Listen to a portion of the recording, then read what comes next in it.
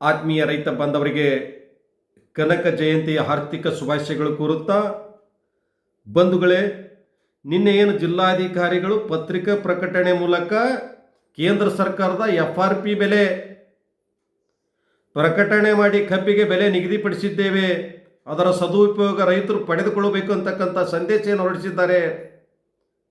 ಆ ಕಾರಣಕ್ಕೆ ಈ ಎಲ್ಲ ರೈತ ಬಾಂಧವರು ಆತಂಕದಲ್ಲಿದ್ದಾರೆ. ಕಬ್ಬಿಗೆ ಒಂದು ಕಡಿಮೆ ಬೆಲೆ ನಿರ್ಧಾರವಾಗಿದೆ. FRP ಅಂದರೆ ಕಟಾವು ಮತ್ತು ಸಾಗಾಣಿಕೆ, ಅದರಲ್ಲೇ ಬರುತ್ತದೆ. ಕಟಾವು ಮತ್ತು ಸಾಗಾಣಿಕೆ ತೆಗೆದು ರೈತರಿಗೆ ಅತಿ ಕಡಿಮೆ ಬೆಲೆ ಆಗುವ ಒಂದು ಹುನ್ನಾರವಿದೆ FRPಯಲ್ಲಿ. FRP ನಾವು ಯಾವತ್ತೂ ಒಪ್ಪಿಲ್ಲ. ಸರ್ಕಾರಕ್ಕೆ ತಪ್ಪು ಇಳುವರಿ ತೋರಿಸಿ FRPಯಲ್ಲಿ ಕಡಿಮೆ ಬೆಲೆ ನಿಗದಿಪಡಿಸುವ ಹುನ್ನಾರ ಕಾರ್ಖಾನೆಯವರು ಮಾಡಿದ್ದಾರೆ. ಆ ಕಾರಣಕ್ಕಾಗಿ ಜಿಲ್ಲಾಡಳಿತ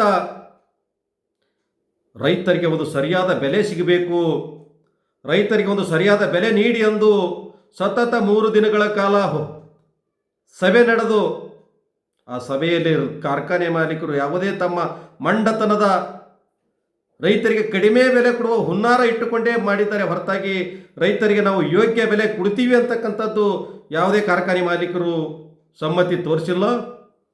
ಆದ ಕಾರಣ 2 ದಿನ ಮುಂದೂಡಿತ್ತು. ಪತ್ರಿಕಾ ಹೇಳಿಕೆಗೆ ತಾವೇನು ಆತಂಕ ಪಡಬೇಡಿ.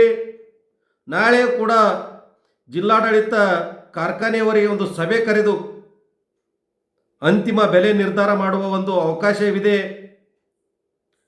ಅಂತಿಮವಾಗಿ ಒಂದು ರೈತರ ಪರವಾಗಿ ಸರಿಯಾದ ಬೆಲೆ ನಿಗದಿ ಆದರೆ ಉತ್ತಮ, ಇಲ್ಲದೇ ಇದ್ರ ರೈತರೆಲ್ಲರೂ ಒಗ್ಗಟ್ಟಾಗಬೇಕು. ರೈತರು ಸ್ವಯಂ ಪ್ರೇರಿತವಾಗಿ ಪ್ರತಿ ಹಳ್ಳಿಗಳಿಂದ ಇಡೀ ಜಿಲ್ಲೆಯ ತುಂಬ ಕನಿಷ್ಠ 3,000 ರೂಪಾಯಿ ಬೆಲೆ ನಿಗದಿಪಡಿಸಬೇಕು ಅಂತಕ್ಕಂಥ ಒತ್ತಾಯ ತಮ್ಮೆಲ್ಲರ ಮುಖಾಂತರ ಬರಬೇಕು. ಆಗ ಮಾತ್ರ ಕಾರ್ಖಾನೆಯವರು ಎಚ್ಚೆತ್ತುಕೊಳ್ತಾರೆ, ನಮಗೆ ಸರಿಯಾದ ಬೆಲೆ ಸಿಗುತ್ತದೆ. ಇಲ್ಲ, ಕಾರ್ಖಾನೆ ಪ್ರಾರಂಭವಾಗುವುದರೊಳಗಾಗಿ ನಂದು ಕಡಿ ನಿಂದು ಕಡಿ ಅಂತೇಳಿ ಕಾರ್ಖಾನೆ ಮುಂದೆ ಪಾಳಿ ಹಚ್ಚಿ ಗ್ಯಾಂಗ್ನವರಿಗೆ ಹಣ ಕೊಟ್ಟು ಕಬ್ಬು ಕೊಡಿಸಿ ಕಾರ್ಖಾನೆಗೆ ತಲುಪಿಸಿದ್ರೆ ಅಲ್ಲಿ ರೈತರೆಲ್ಲರೂ ಮೋಸಕ್ಕೊಳಗಾದೆವು, ರೈತರೆಲ್ಲರೂ ಲುಕ್ಸಾನಾಗುವಂಥ ಪರಿಸ್ಥಿತಿ ಬರುತ್ತದೆ. ದಯವಿಟ್ಟು ಎಚ್ಚೆತ್ತುಕೊಳ್ಳಿ.